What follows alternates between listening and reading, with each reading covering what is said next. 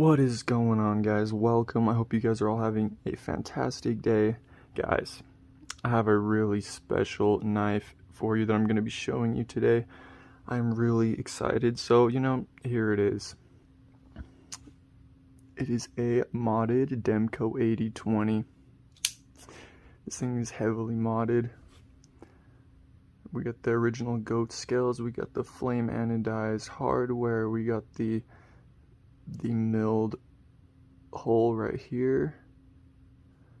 We got the aftermarket barrel spacers, and I think that is all of the mods. The guy who did these mods, his name is Anthony Griffin. See if I can find his Instagram, and I'll put the link to that in the description so you guys can check out his stuff.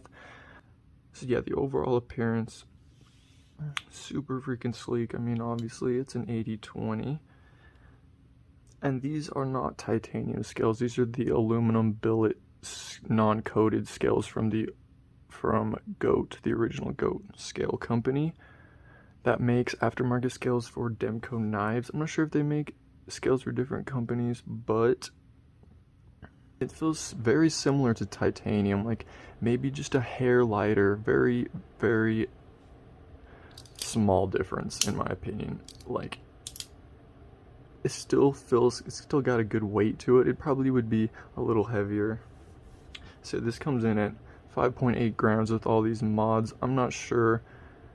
I think it might be a little heavier with these barrel spacers because the original GOAT scales do come with the back spacers, and those are just aluminum as well. And these are just steel barrel spacers, so that probably adds a little bit extra weight. But definitely reasonable weight for this size of knife. Gonna want to be carrying it with like jeans and stuff. So yeah, the clip is a tip-up carry, the traditional AD20, the traditional Demko clip. It is not reversible. It is only a right-handed clip. If you want to get a left-handed clip, I think you have to contact Demko and they will send you one. Don't quote me on that. I'm not 100% sure, but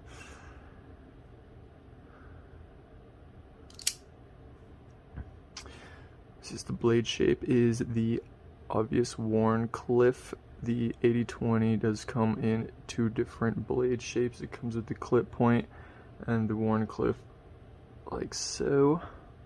This is the D2 blade. Oh yes, I forgot to mention, this blade has also been acid washed, whereas the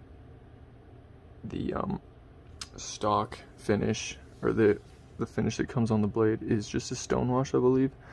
So yeah, Anthony Griffin also acid washed this blade, which it looks sleek. And I want to say he added some extra jimping. Like, I've never held an AD20 before, but like my AD20.5 has wider spaces. I don't know.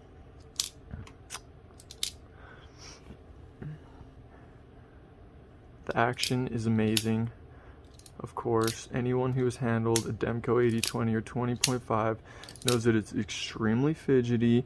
The thumb stud action and the reverse flick action is the best, and you can even just use the shark lock to retract and deploy.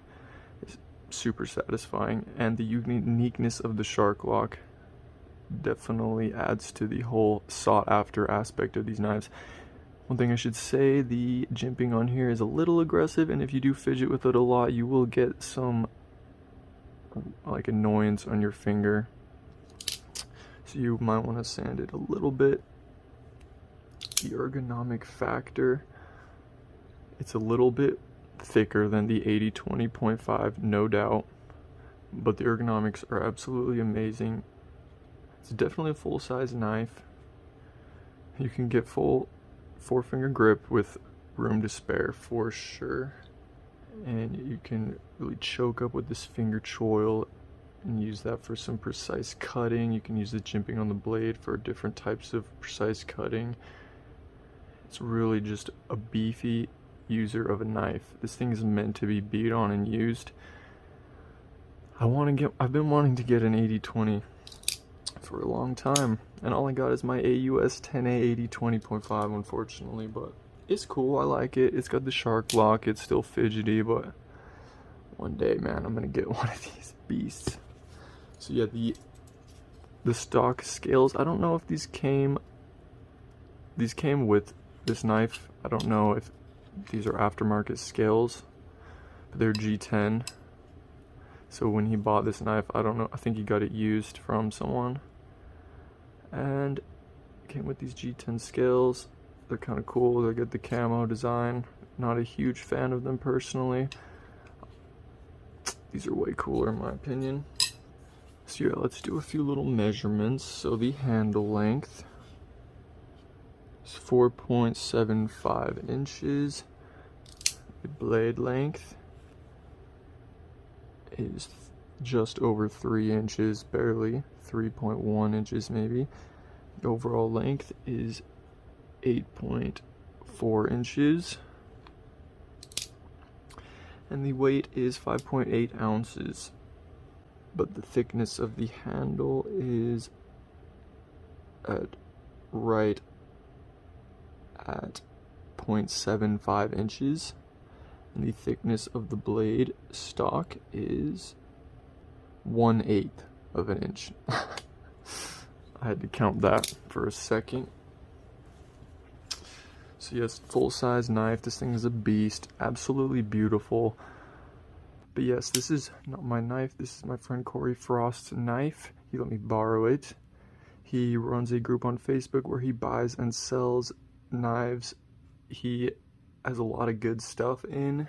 He posts ads weekly with like over 100 knives in each ad. So go check out his group on Facebook. You will not be disappointed. So we do got the D2 steel. I'm not sure if it's CPM D2 or just regular D2. I'm willing to bet it's CPM D2. CPM D2 is significantly better than regular budget D2, ingot D2 I would call it. I'm not super sure of the differences. I just know that it's better, and the traditional ingot D2 is a budget steel. It's known to have decent edge retention, it's known to have decent corrosion resistance, and decent ease of sharpness. But I think CPM D2 I think is just better in all of those fields, I would imagine. Someone in the comments educate me on CPM D2, feel free, because I failed to do that myself before making this video.